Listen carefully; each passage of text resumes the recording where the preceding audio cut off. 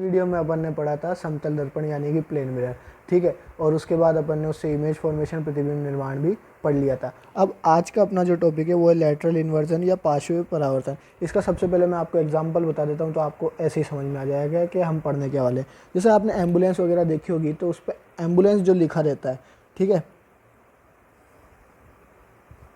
Actually उसकी spelling तो ये होती है लेकिन उस पर वो एम्बुलेंस क्या होता है, उल्टा लिखा हुआ रहता है, ठीक है। ऐसा क्यों?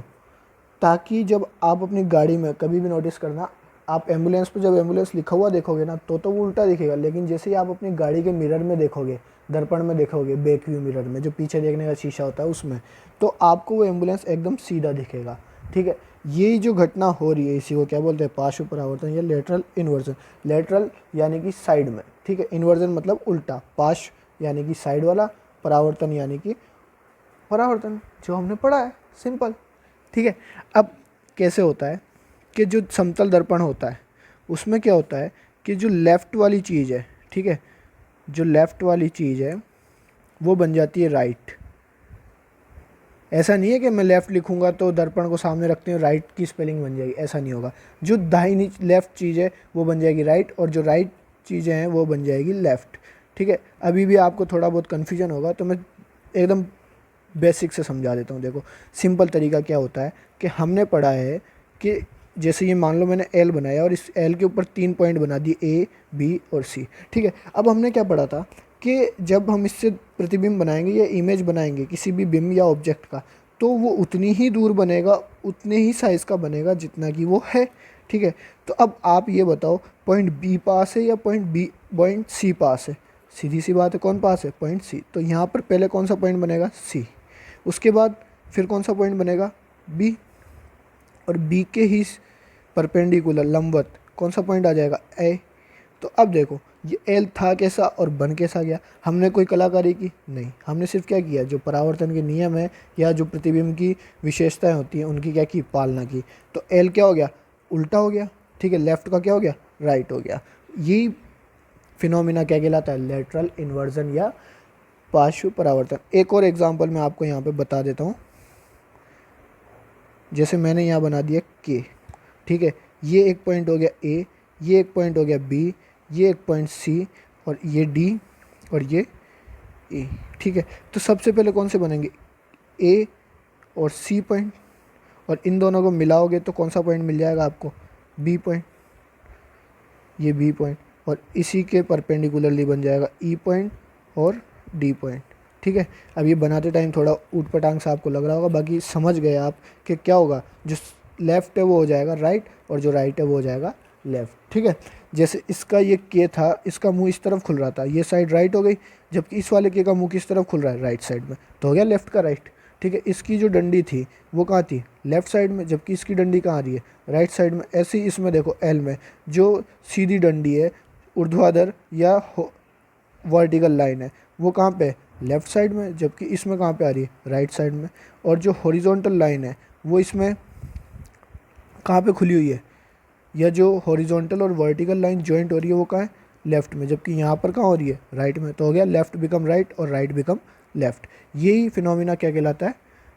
लेटरल इन्वर्जन या पार्श्विक परावर्तन, ठीक है। मतलब किसी समतल दर्पण में किसी वस्तु का जब प्रतिबिंब बनाया जाता है तो दायां बन जाता है बायां और बायां भाग बन जाता है दायां।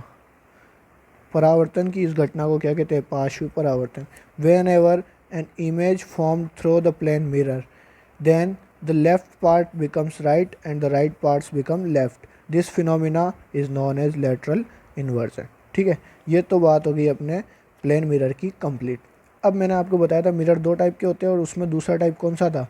स्फेरिकल मिरर, या जिसको हम बोल सकते हैं गोलीय दर्पण। तो देखो गोलीय दर्पण सिंपल सी चीज़ हो गई। जैसे हमने समतल दर्पण या प्लेन मिरर में क्या किया था? प्लेन ग्लास लिया था। वैसे ही एक क्या लेंगे?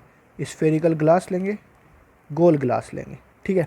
अब इस गोल गिलास को आप पूरा तो काम में ले नहीं सकते। क्यों? क्योंकि हमें मिरर बनाने के लिए ग्लास के एक साइड पे क्या करना पड़ेगा, सिल्वर पॉलिशिंग, और एक साइड क्या करेगी, रिफ्लेक्टिंग सरफेस की तरफ वर्क। मतलब एक साइड पे तो हमें करना पड़ेगा रजत का लेपन, और एक साइड जो होगी वो करेगी किसकी तरफ वर्क, परावर्तक सतह की तरफ। अब जब तक ये टूटेगा नहीं तब तक आप इसके अंदर वाली सतह पे, या मान लो अगर बाहर आप कर दोगे तो इसके अंदर लाइट नहीं जा पाएगी। तो कुल मिला के इसको क्या करना पड़ेगा, ब्रेक डाउन करना पड़ेगा, तोड़ना पड़ेगा।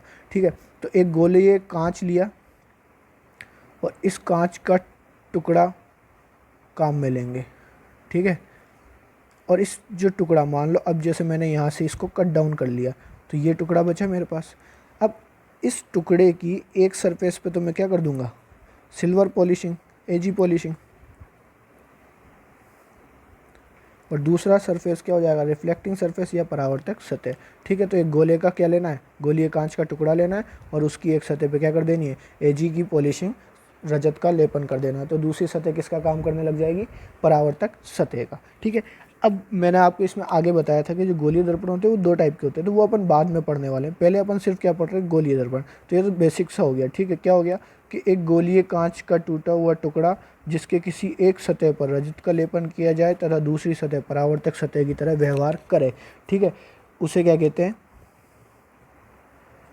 गोलीय दर्पण कहते हैं। ठीक है, ए पीस ऑफ स्फेरिकल या curved glass in which one side is edgy polished and the other side is behaving like a reflecting surface is known as spherical mirror। ठीक है, अब मैंने आपको बताया स्फेरिकल मिरर कितने होते हैं, दो टाइप के होते हैं।